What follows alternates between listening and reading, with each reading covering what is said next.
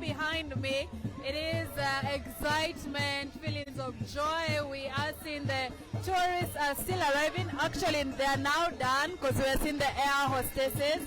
And it's all celebration and the mood is quite jovial here. And we have one of the tourists who arrived. Could you just tell us how you feel landing in Kenya for the first time after 3 years? Yeah, I think the feeling is like you and me. Yeah. We all feeling exciting, amazing, magnificent. We love here. Finally, we take the 11 hours flight to here. So exciting. Have you ever been to Kenya before? Have you ever been to Kenya? Yeah. I'm the tour leader of the group. So we are the first group of our country. You can camera here. That's a group? Okay. Yeah, we take the group to here. I think Alright. So everybody waiting for us. where do you plan to visit after here? Assembly and Masamala. What are you looking forward to seeing? Yeah, wild animal. Here is the kingdom, the wild animal kingdom. So we're looking for them, and also we know the people, Kenya people with the Chinese people are very friendly. So we miss each other. And how long will you be here in Kenya? The group will take about 10 days. 10 days? Yep. And then you go back to China? Yeah. And when will the other group also be coming after you guys? Come. Alright, Karibu Kenya. Thank you very much. Okay, enjoy. So I'll leave you with the sights and sounds. We are awaiting a press conference, and maybe after that we will update you on the latest.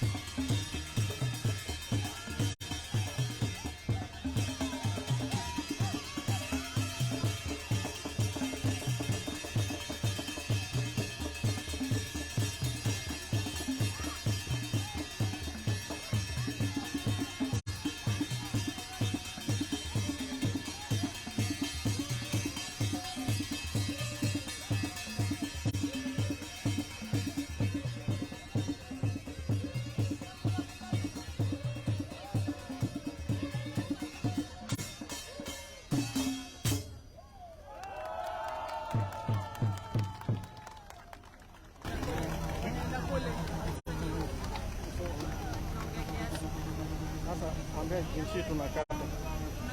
Eh. Kama tunaenda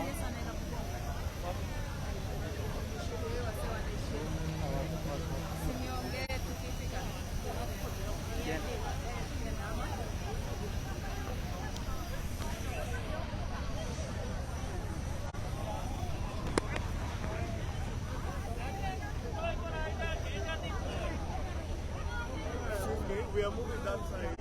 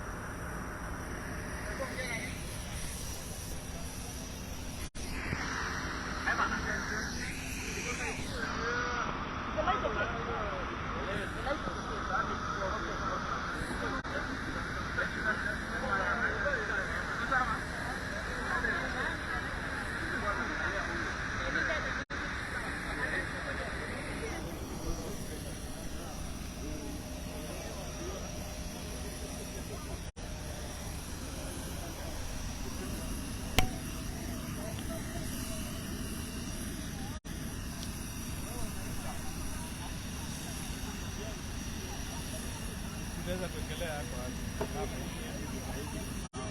watu sawa hivi. Watu sawa hivi.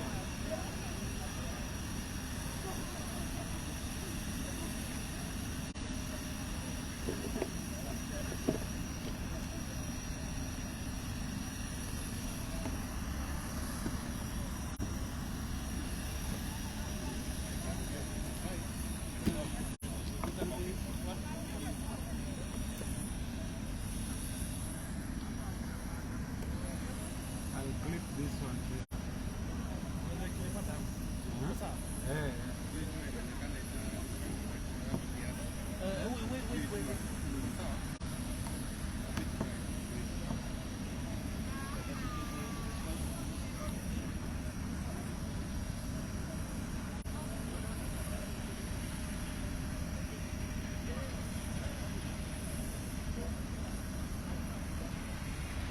I want you to just the passengers were 250.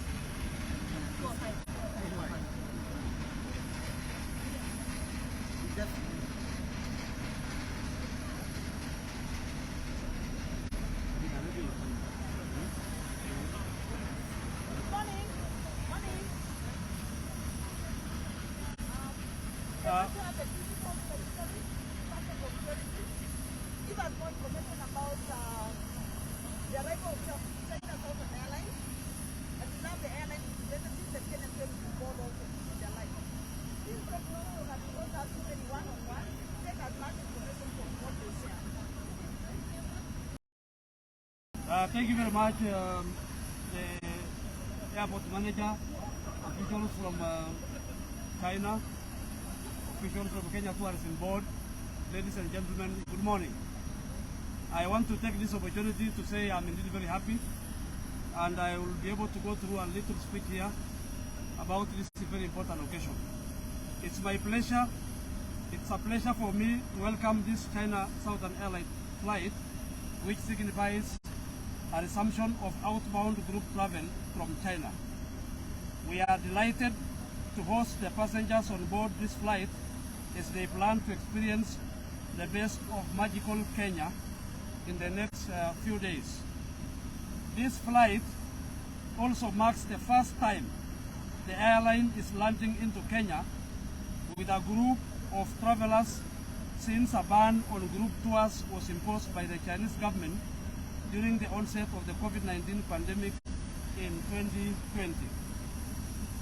We are also delighted by this return, given that China had recorded one of the longest closures on international flights. It is indeed an exciting moment for us because it means that we have resumed connectivity with one of the world's key growing source markets for international tourist arrivals. We look forward to China Southern Airlines increasing its frequency as we continue working together and grow Kenya's tourism. The Chinese market presents a huge opportunity for Kenya's tourism industry, just like all the other countries that have been partnering with us in the sector of tourism presents an opportunity. The government of Kenya and China have over the years had a strong bilateral relationship bound by the people of these two nations.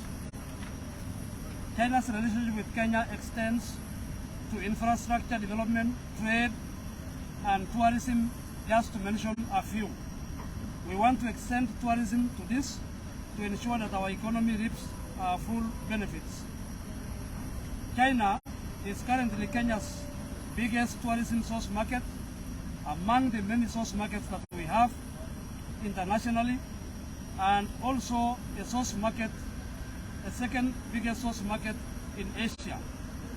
It contributes to about 5.5% of international tourist arrivals to Kenya before the COVID-19 pandemic. Further, China has grown into an important emerging market. Pre the pandemic, at least about 230,500 Chinese nationals visited Kenya and spent nights in various hotels in different parts of the country in 2018. The number was significantly surged from 192,300 in 2017 and 131,900 in 2016, according to the Kenya National Bureau of Statistics. A majority of Chinese tourists visit Kenya between July and September to see the wildebeest migration in the Mara. But I want to urge you that Kenya is an all-year-round tourist destination. I know you like coming, especially for the wildebeest migration, but I want to encourage all the Chinese and all the people across the world that Kenya is actually an all-year tourist destination. We have a lot to offer in Kenya. A Chinese tourist has an adventurous spirit and is willing to pay for value for adventurous experiences. They want a wow experience in Kenya, and these are the experiences that we are offering in Kenya. What is more, a number of Chinese restaurants and hotels have come up in Kenya over the years, providing tourists with home away from home experiences. As I near to conclusion, the ministry is working towards positioning the country as an all-year-round tourist destination, marketing our beaches, our safari sites, our culture, just to mention a few. I therefore want to take this opportunity as I conclude to say that the visitors will have a chance to visit various attractions, including the Masai Mara, Nairobi attraction around Naivasha, Nakuru, Amboseli, just to mention a few areas where the tourists will visit.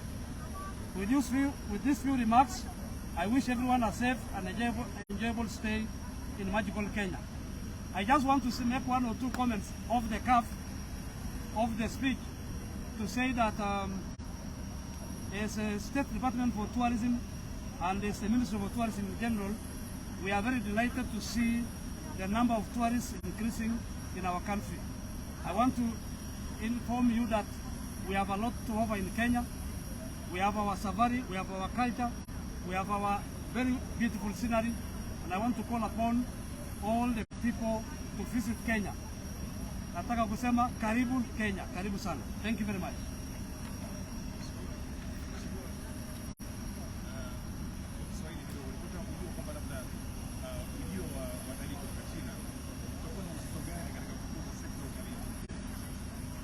Nataka kusema kwamba kuna uzito kubwa, maana baada ya COVID-19 ilichukua muda kabla group travel. Najua wale tumepokea leo, apart from passengers wale, kuna group travel wale wamekuja specifically for tourism. Kwa hivyo imechukua muda kidogo kabla hawajakuja, na saa hizi vile wamefungua kukuja, pia nchi zingine zinafungua. Najua juzi tulikuwa tukipokea wageni wengine kutoka nchi tofauti tofauti. Kwa hivyo pia tunaona umuhimu ya hii market kama vile market zingine vile siku. Kwa hivyo ni muhimu kubwa sana.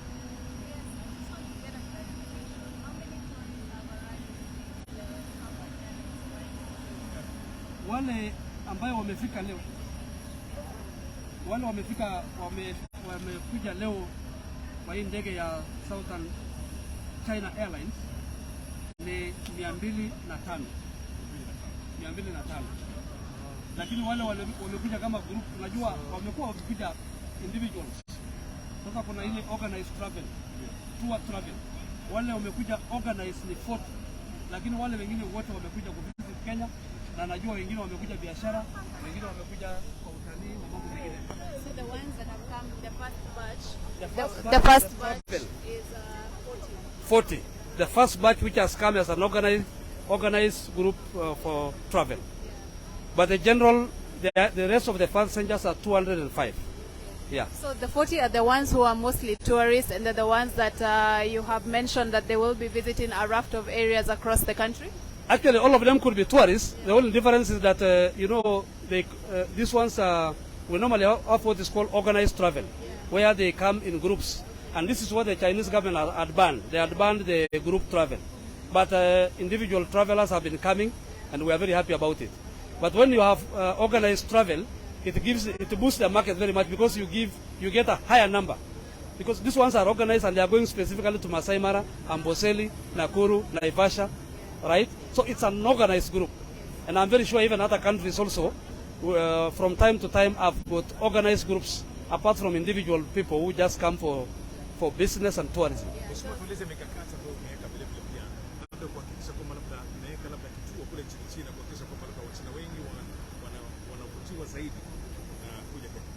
First of all, tuko na Kenya Tourism Board, na Kenya Tourism Board kazi yake ni kumarket. Kwa hivyo huyu ambaye unamuona hapa ambaye ni John Chirchir, ako na squad yake kubwa ambayo wanahakikisha kwamba wanaweza kufikia kila nchi katika ulimwengu, kuhakikisha kwamba ujumbe ambaye tuko naye kama Kenya, yale ambaye mazuri tuko naye kama Kenya, tunaweza kuwaeleza ulimwengu ili wajue. Kwa hivyo Kenya Tourism Board imejiposition, na tumewapatia support sisi kama State Department for Tourism, and pia tukiwa na waziri wangu Mheshimiwa Penina Malonza, tunahakikisha kwamba yale ambayo tunahitajika tufanye ili tu market nchi yetu kwa utalii tunafanya. And in terms of the Kenya Tourism Board, there was a time though there were challenges where investing in guides who can speak Chinese. Perhaps what have you done to sort out this challenge? And now that the Chinese tourists have arrived in Kenya, do we have guides that are able to speak in Chinese? In fact, we even have one of our own. There is at the airport place here and other places. We have a number of people who can speak Chinese. We have a lady. What's the name of that lady? Well, it's just here. I'll get you the name. Yeah. She speaks fluent Chinese, and I'm sure our country is also rich with a number of interpreters. Whenever we need people to interpret whatever language we have, and we can be able to do that.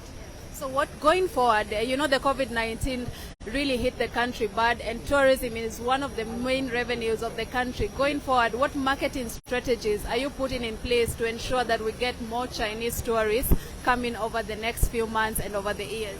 Thank you for. We have a lot of marketing. First of all, we have online marketing, where we showcase our products that we offer as Kenya. We also do a lot of marketing through our foreign missions abroad, right? We have we have our ambassadors, we have our foreign missions. We're able also to use them to communicate whatever message we have. We also want to target the Kenyan diaspora. We have a number of Kenyans in China, we have a number of Kenyans in the US, in Germany, and many other countries, and we're also using them to be able to communicate what we offer as Kenya. Apart from what we also do in terms of exhibitions, which we do both locally and internationally. So we have a number of ways that we are marketing, but we're also doing by ensuring that the quality we offer in terms of tour travel, in terms of our hotels, the quality is also important. Because once we have the quality, then we attract more visitors to come. And maybe just for the people watching, are the COVID protocols will they still be available, especially in the hotels that they will be staying in? Yes, obviously all of us are still very careful about the COVID protocols. And I think as a result of that, we're generally cautious, everybody, in terms of ensuring we have sanitizers. If you go to the hotels today, you find that the art of hand washing, use of sanitizers are still being done. So I think to a very large extent, we are still maintaining those protocols. And I think they will be part of our life. Yeah. Thank you. Thank you so much. He's spoken already. Okay. So, would you want to add anything? Yeah. Hello. What's your name? Maybe just start by introducing yourself. Yeah, my name is Sam Huang. I am the general manager of China Southern. Of what? Of China Southern Airlines. Yeah. Today we together here to welcome the first tour group from China to Kenya after the damage. Yeah. So I'd like to thank you, Honorable Olotuba, the PS, Department of Tourism, and also John Churchill, the CEO of KTB. Thank you for joining us to extend the warmest welcome to our passenger. Yeah, thank you. Thank you so much. Well, we've had it from the PS from tourism. We've also had it from the Kenya Tourism Board. And basically everyone is excited over the first group of the Chinese tourists who arrived in Kenya. Apart from Kenya, there are 3 African countries that are part of the trial phase after the Chinese relaxed some of the COVID-19 restrictions. We have Kenya, we have Egypt, and we have South Africa. And Egypt, the first group of tourists visited Egypt in January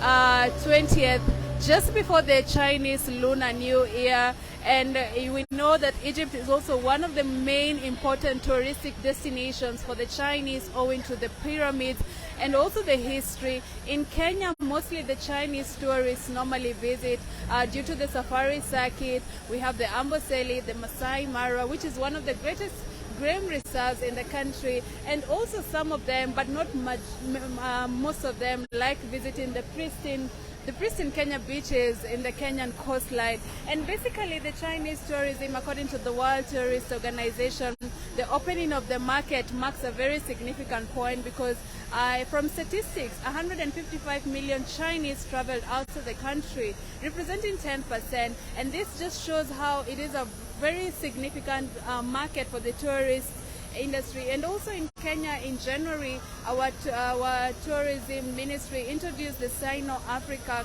Tourism Club just to increase the cross-cultural representation. And we also will be having different marketing strategies, as we've just heard from the PS for tourism, all intended to lower the Chinese tourists to visit the country more. And that's all from me here at the Jomo Kenyatta International Airport. I have been your host, Dina Matengo, and I will leave you with some of the sites happening, but majorly there is nothing much happening. The tourists are now waiting to go to their respective hotels.